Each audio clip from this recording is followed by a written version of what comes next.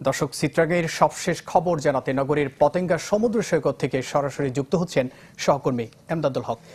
এমদাদ, উপকূল থেকে লোকজনকে সরানো হচ্ছে কিনা, আর সন্দ্বীপ সহ উপকূলীয় যে এলাকাগুলো রয়েছে সেগুলোর এখন কি অবস্থা?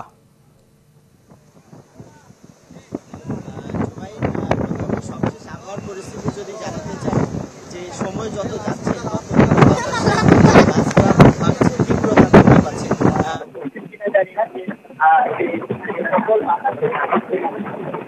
জায়গায় দাঁড়িয়ে থাকাটা স্বাভাবিকভাবে বোঝাই যাচ্ছে যে কিন্তু আজ মনে হচ্ছে যেটি আস্তে আস্তে লাগতে শুরু করেছে এবং এর প্রভাবই এই যে প্রচন্ড বেগে সেটি কিন্তু বইছে।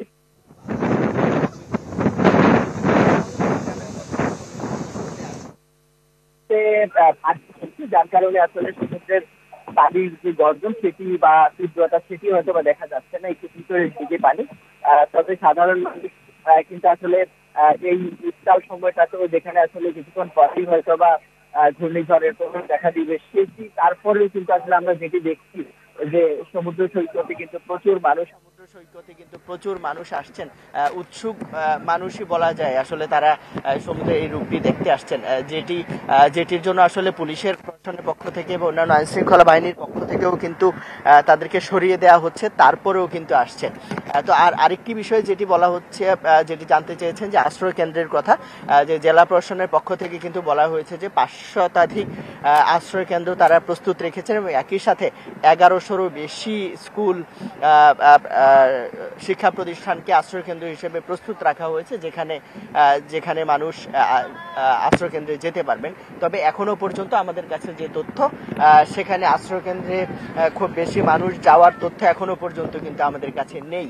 আশ্রয় কেন্দ্র বলতে এখনো যান না। তো একটি আসলে সাধারণত একটি প্রবণতা থাকে যে যতক্ষণ পর্যন্ত না আসলে খুব প্রচন্ড বাতাস বা সন্ধ্যা নামার আগ পর্যন্ত আসলে সাধারণ মানুষ কেউ খুব একটা আশ্রয় কেন্দ্রে যেতে চান না। তারপর প্রশাসনের পক্ষ থেকে কিন্তু এই বিষয়টি নজরদারি করা হচ্ছে বলেই কিন্তু আমাদেরকে জেলা প্রশাসনের পক্ষ থেকে জানানো হয়েছে। আর আরেকটি বিষয় যে উপকূলীয় যে এলাকা চট্টগ্রামের সবচেয়ে বেশি যেটি বলা হচ্ছে সন্দ্বীপ, সেখানেও কিন্তু উপকূলীয় এলাকাগুলোতে স্বাভাবিক সময়ের চেয়ে বেশি পানি আছে দেখা যাচ্ছে, এমনটি কিন্তু বলা হয়েছে আমাদেরকে। এবং যে উপকূলীয় যে এলাকাগুলো আছে সেখানের যে মানুষ তারা কিন্তু অনেক বেশি উদ্বিগ্ন অবস্থায় আছেন, কারণ স্বাভাবিকভাবে প্রথম ঝাপটাটাই তাদের উপর দিক দিয়ে যাবে। সেক্ষেত্রে সেখানে উপজেলা প্রশাসনের পক্ষ থেকে তাদেরকে নিরাপদে যেন নেওয়া হয় সেই পদক্ষেপ নেওয়া হয়েছে বলে আমাদেরকে কিন্তু জানানো হয়েছে। জুবাইর। এমদাদ, আপনাকে ধন্যবাদ। দর্শক, চিত্রাগের সবশেষ খবর জানাতে নগরীর পতেঙ্গা সমুদ্র সৈকত থেকে আমাদের সাথে যুক্ত হয়েছিলেন সহকর্মী এমদাদুল হক।